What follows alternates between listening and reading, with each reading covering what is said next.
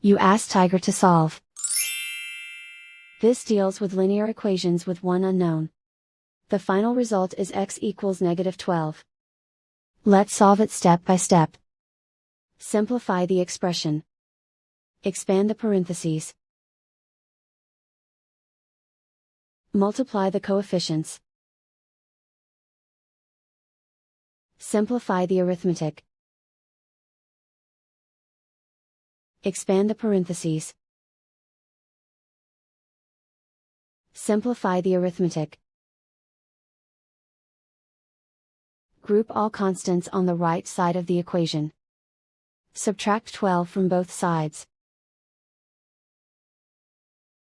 Simplify the arithmetic.